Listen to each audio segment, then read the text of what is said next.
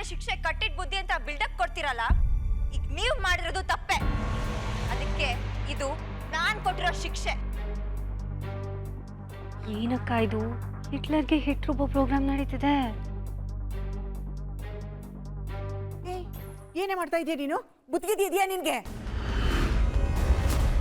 Bank balance, ದೊಡ್ಡ ದೊಡ್ಡ ಮನೆ, ದೌಲತ್ ಕಾರು, ಬಿಲ್ಡಪ್ ಬಟ್ಟೆ ಹಾಕೊಂಡು ಶ್ರೀಮಂತಿಕೆ ಬೆಳೆಸೋ ನಿಮ್ಮಂತವ್ರಿಗೆ ಎಷ್ಟು ಕೊಬ್ಬಿರ್ಬೇಕಾದ್ರೆ ಇನ್ನು ಹೃದಯದಲ್ಲಿ ಶ್ರೀಮಂತರು ನಾವು.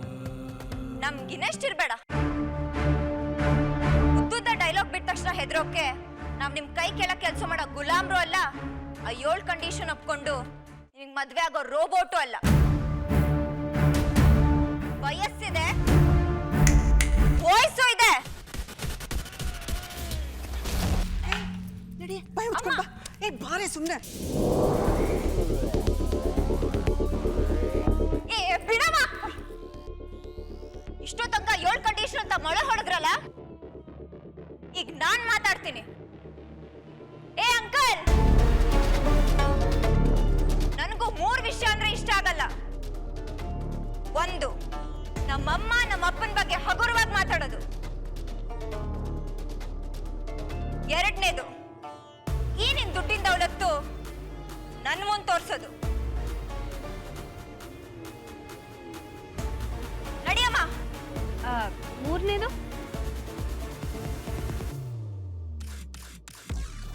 ಮುಖ ನೋಡಿದ್ರೆ ಯಾರೇನ್ ಯೋಚನೆ ಮಾಡ್ತಾರಂತ ಹೇಳೋ ತಾಕತ್ತಿದೆಲ್ಲ ಈ ಅಂಕಲ್ಗೆ.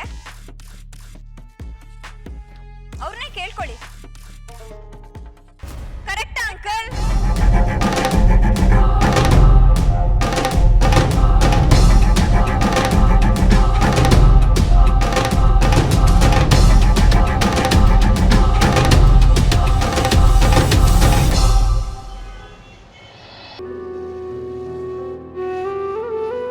ರಾಮ್, ಇಂಥ ಸಮಯದಲ್ಲಿ ನಿನ್ನ ಹತ್ರ ಮಾತಾಡೋಕ್ಕೆ ಧೈರ್ಯ ಇರೋದು ಈ ಅಮ್ಮನಿಗೆ ಮಾತ್ರ. ಅದಕ್ಕೆ ನಾನು ನಿನ್ನ ಹತ್ರ ಮಾತಾಡೋಣ ಅಂತ ಬಂದೆ. ನನಗೆ ಗೊತ್ತು ನಿನ್ನ ಮನಸ್ಸಿಗೆ ಎಷ್ಟು ನೋವಾಗಿದೆ, ಎಷ್ಟು ಕೋಪ ಬಂದಿದೆ ಅಂತ. ಆದರೆ ಹೀಗಾಗತ್ತೆ ಅಂತ ನಾವು ಯಾರೂ ಯೋಚನೆನೇ ಮಾಡಿರಲಿಲ್ಲ. ಹಾಗೆ ನೋಡಿದರೆ ಇದಕ್ಕೆಲ್ಲ ಪರೋಕ್ಷವಾಗಿ ನಾನೇ ಕಾರಣ. ನಿನ್ನ ಕೋಪ ತೋರಿಸೋದೇ ಆದರೆ ನನ್ನ ಮೇಲೆ ತೋರಿಸ್ಬೇಕು. ನಿನ್ನ ಸೊಸೆಂದ್ರಿಗೆ ಹೀಗೆಲ್ಲ ಮಾಡೋಕ್ಕೆ ಹೇಳಿದ್ದು ನಾನೇ.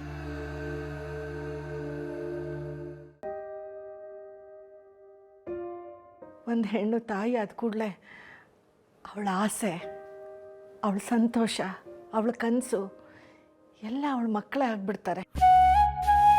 ನೀನು ಮನಸ್ಸು ಬಿಚ್ಚಿ ಮಾತಾಡಿ ಎಷ್ಟು ದಿನಗಳಾಗೋಯ್ತು ಗೊತ್ತಾ? ನೀನು ಈ ಒಂಟಿತನ ನನ್ನ ಕೈಲಿ ನೋಡೋಕ್ಕಾಗಲ್ಲರ. ನೀನು ಈ ಒಂಟಿತನ ದೂರ ಆಗಬೇಕು ಅಂತಂದರೆ ನಿನ್ನ ಬಾಳಲ್ಲಿ ಇನ್ನೊಂದು ಹೆಣ್ಣು ಬರಬೇಕು.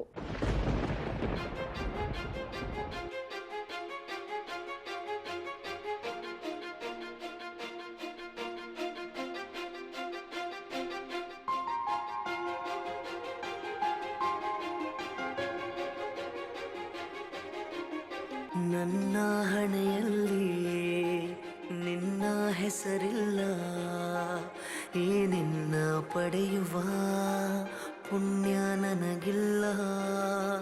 ನೀ ವಿಶಾಲ ಗಗನ, ನಾನಾಥ ಕವನ, ಈ ನಮ್ಮ ನಡುವೆ ಈಗೊಂದು ಮೌನ. ರಾಮ್, ನನಗೆ ಗೊತ್ತು ನಿನ್ನ ಮನಸ್ಸಿನ ತುಂಬ ಅಂತರನೇ ತುಂಬಿದ್ದಾಳೆ ಅಂತ. ಕಹಿ ಸತ್ಯವೇ ಕೊನೆಯೂ. ಆದರೆ ಏನು ಮಾಡೋದು? ನಮ್ಮ ಯಾರ ಕೈಲೂ ಅವಳನ್ನು ಉಳಿಸ್ಕೊಳಕ್ಕಾಗಲೇ ಇಲ್ಲ. ಹಾಗಂತ ಹೋದವರನ್ನೇ ನೆನೆಸ್ಕೊಂಡು ಜೀವನ ಪೂರ್ತಿ ಒಂಟಿಯಾಗಿರೋಕ್ಕಾಗತ್ತಾ?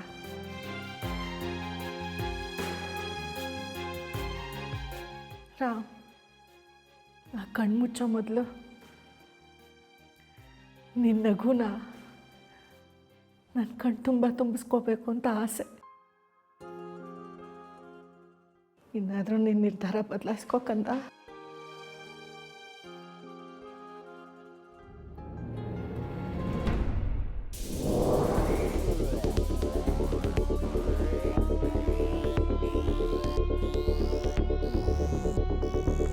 ಹೆಜ್ಜೆ ಹೆಜ್ಜೆ ಎಜೆ ಎಜೆ ಎಜೆ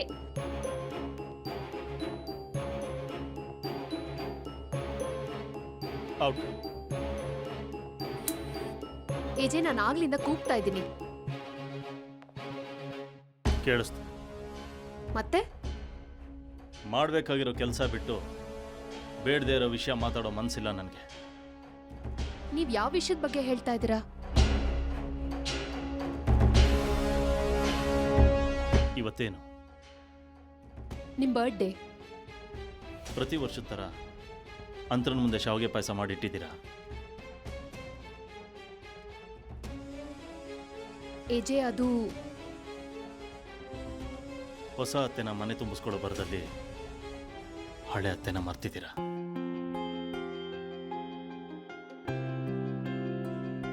ಅವತ್ತು ನಾವು ಮದುವೆ ಆದಮೇಲೆ ನನ್ನ ಮೊದಲನೇ ಹುಟ್ಟಿದಬ್ಬ. ಯಾಕೋ ಸಿಕ್ಕಾಪಟ್ಟೆ ಮಳೆ, ಕರೆಂಟ್ ಇರಲಿಲ್ಲ, ಮನೆ ತುಂಬ ಕತ್ಲು. ನನ್ನ ಬರ್ಡೇನ ಸೆಲೆಬ್ರೇಟ್ ಮಾಡಬೇಕು ಅನ್ನೋ ಎಕ್ಸೈಟ್ಮೆಂಟಲ್ಲಿದ್ದ ಅಂತರಂಗೆ ಅವತ್ತೊಂದು ಕೇಕು ಸಿಗಲಿಲ್ಲ. ಆದರೆ ಆ ಕ್ಯಾಂಡಲ್ ಬೆಳಕಲ್ಲಿ ಪ್ರೀತಿಯಿಂದ ಅವಳು ಮಾಡಿದ ಸ್ವೀಟ್ ಏನೋ ಗೊತ್ತಾ? ಈ ಶಾವಿಗೆ ಪಾಯಸ. ಅವತ್ತಿಂದ ನಾನು ಪ್ರತಿ ಬರ್ಡೇಗೆ ಶಾವಿಗೆ ಪಾಯಸ ಮಾಡಿ ಅಂತರ ಮುಂದೆ ಇಡ್ತೀನಿ.